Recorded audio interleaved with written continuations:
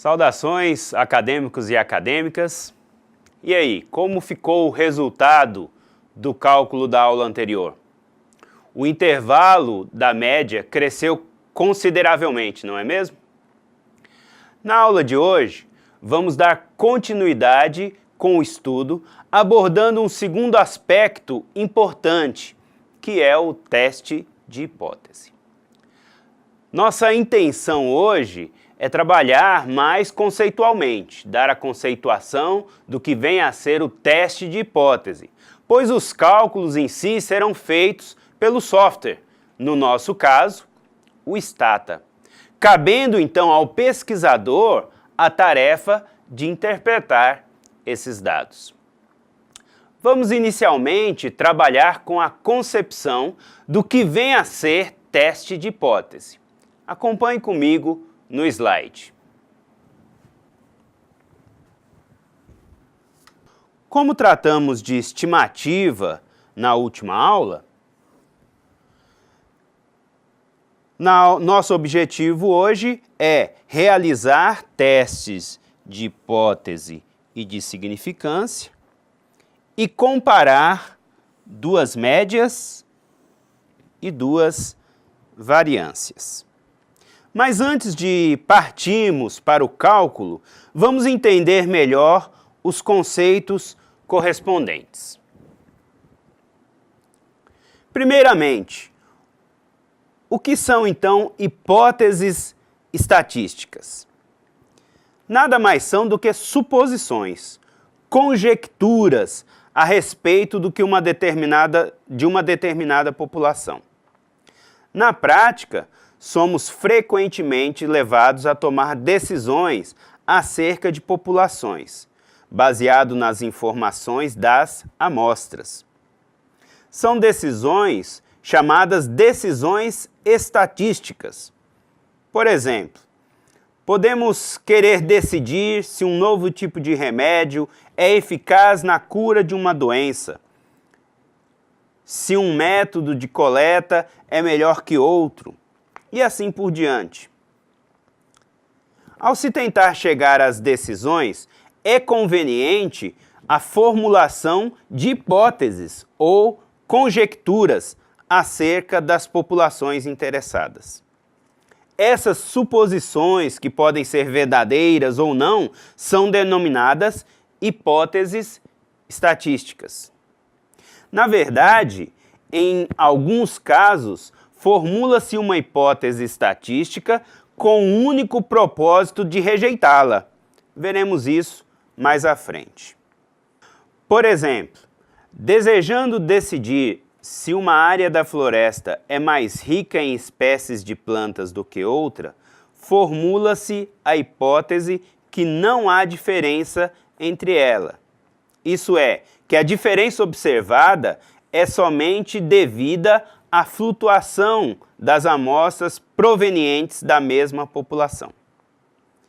Essa hipótese é denominada hipótese nula e representada por H0.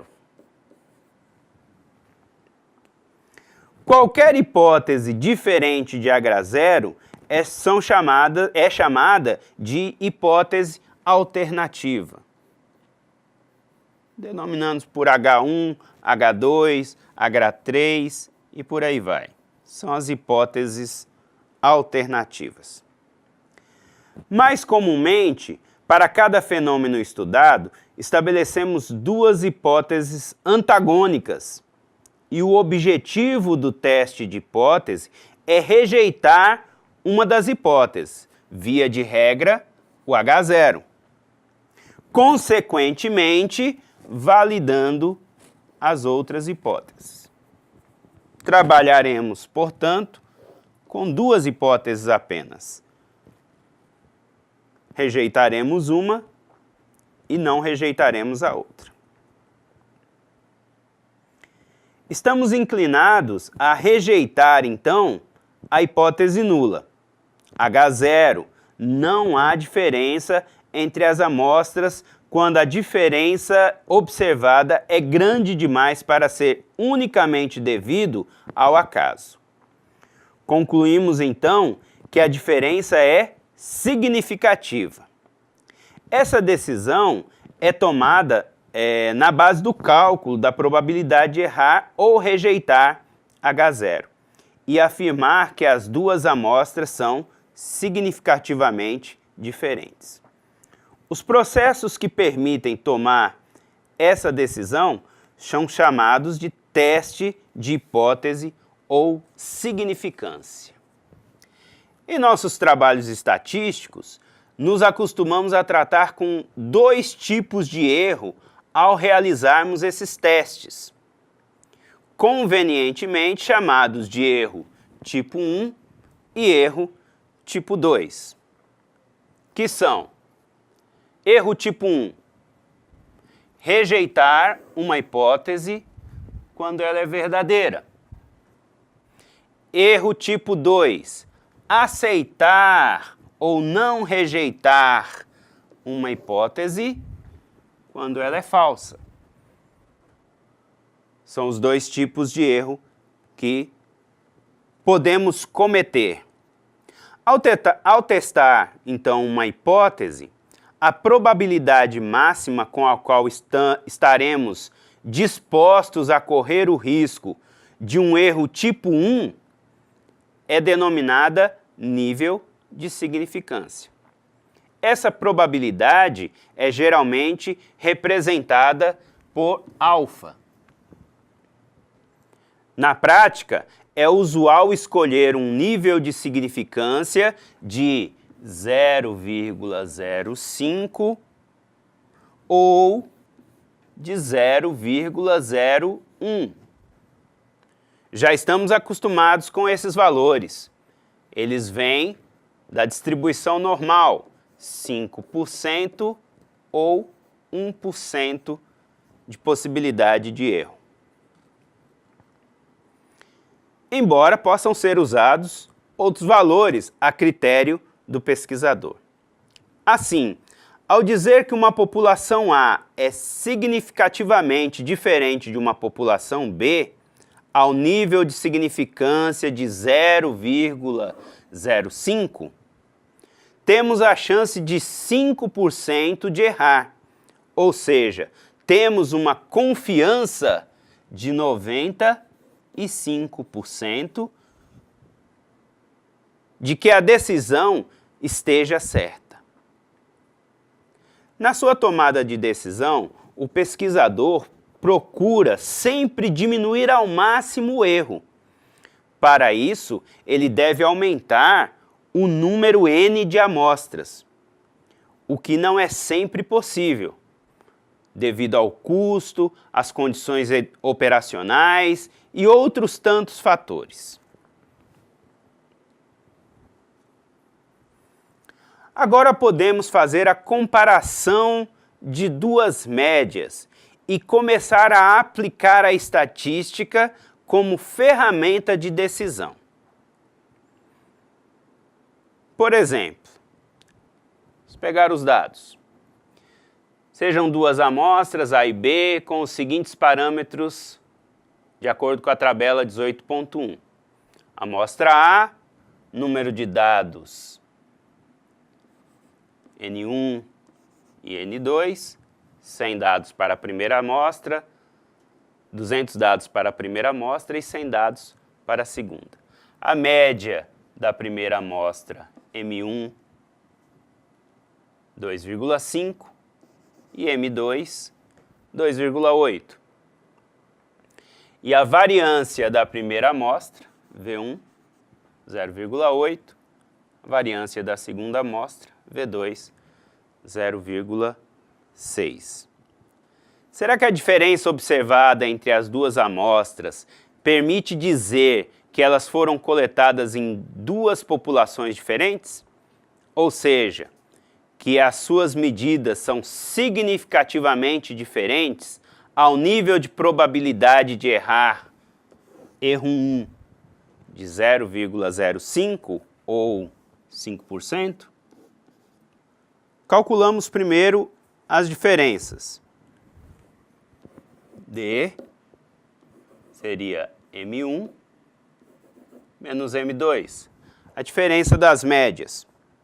O raciocínio é o seguinte: se as duas amostras tivessem sido retiradas da mesma população, haveria pouca diferença entre as médias, e D seria muito pequeno. Então, será que o valor de D obtido entre as duas amostras é grande demais para concluirmos que se trata de uma população ou de duas populações iguais?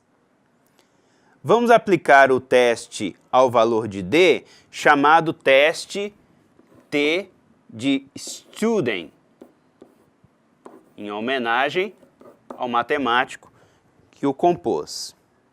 Vamos imaginar que você repita a amostragem nas duas populações um grande número de vezes e calcule as diferenças. Você terá uma série de valores de D distribuídos normalmente de média DM e desvio padrão SD. Sempre imaginamos uma reta, de todas as coletas feitas, chegamos a um DM, a uma diferença média, com um erro padrão SD. Considerando a hipótese nula, formulamos então as nossas hipóteses.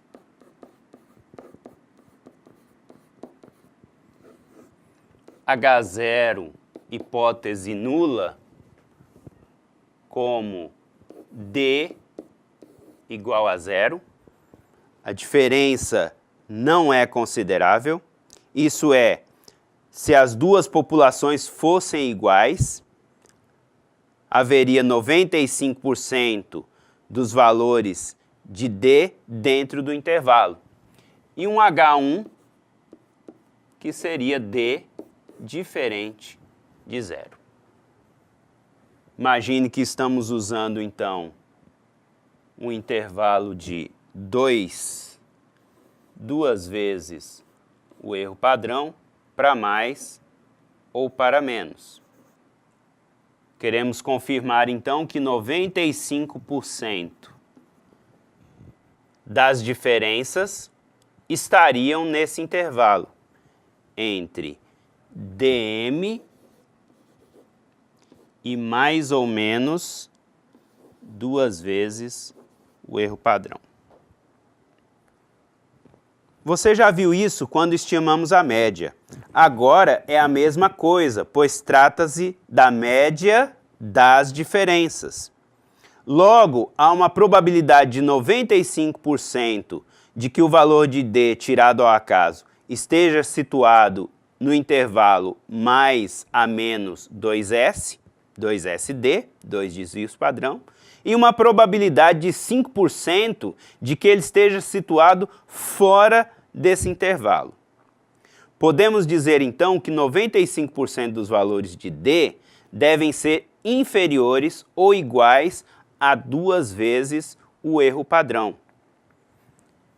Como se disséssemos, vou pegar outra cor aqui, que a diferença tem que ser menor que 2 vezes o erro padrão. Ou, escrito em outro formato, pegando isso aqui que está multiplicando e passando dividindo, que a diferença sobre o erro padrão deve ser menor que 2. Observe que se D for muito grande, podemos ter D sobre DS maior que 2, logo fora do intervalo de 95%. E nesse caso, deveremos rejeitar a hipótese nula de igualdade das médias. Podemos então afirmar que as duas médias são significativamente diferentes, com probabilidade de erro de P igual a 0,05, 5% de erro. Ao acompanhar os exemplos anteriores, você certamente percebeu que precisamos de do erro padrão das diferenças. Ele é desconhecido, mas os estatísticos demonstram que ele pode ser calculado pela fórmula SD raiz de variância 1 sobre número de elementos da primeira amostra mais variância 2 sobre número de elementos da segunda amostra.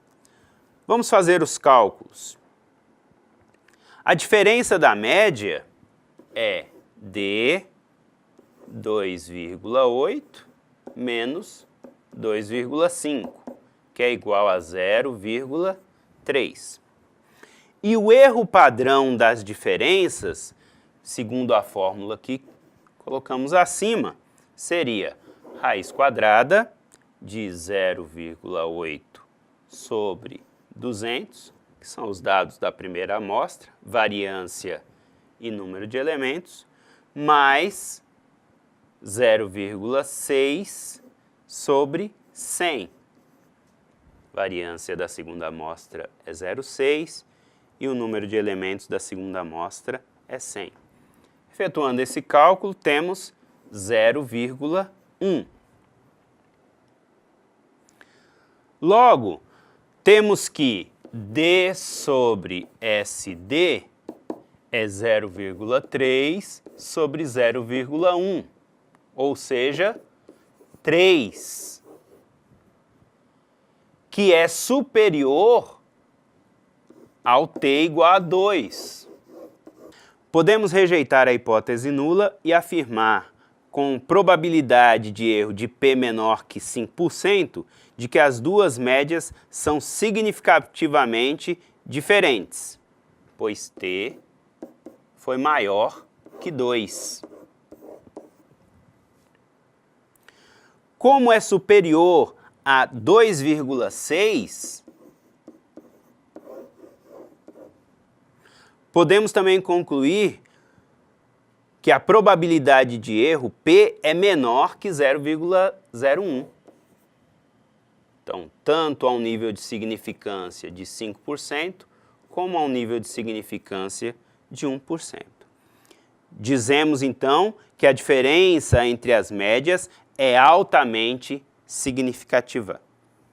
Uma observação importante, caro acadêmico, é que, no caso de não rejeitar a hipótese nula para uma determinada probabilidade de erro, o pesquisador não deverá tirar uma conclusão. Ele não poderá afirmar que as duas populações são iguais sem correr um elevado erro do tipo 2, pois, como vimos nos exemplos anteriores, a diferença pode ser ou não significativa, dependendo do número de dados da amostra.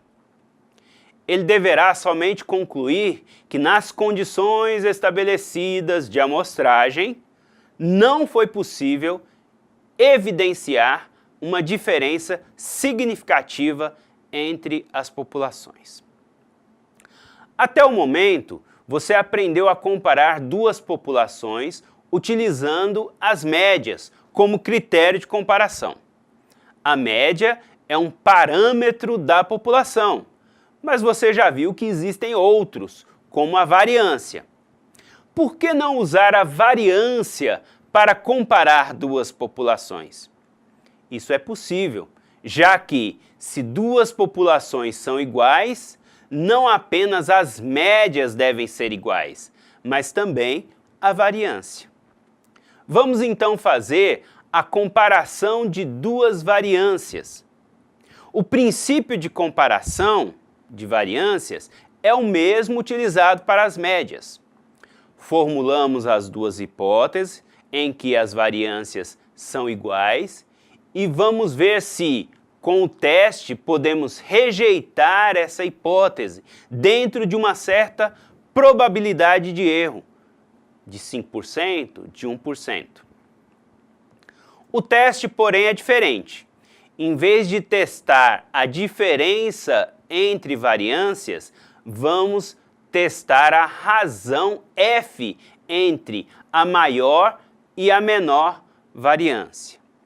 Acompanhe comigo no slide. Para fazer comparação de duas variâncias, vamos praticar o teste F. Sejam duas amostras, N1 e N2.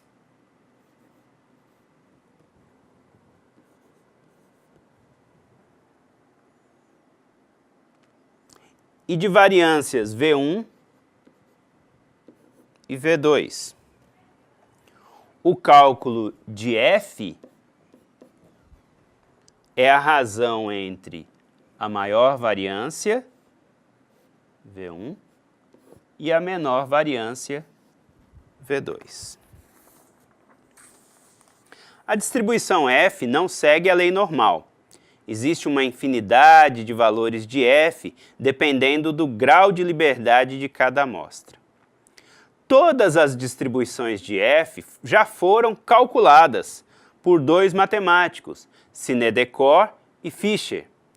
Para cada par de graus de liberdade y1 e y2, eles já calcularam o valor limite de F, abaixo do qual encontram-se 95% ou 99% dos valores de F na população.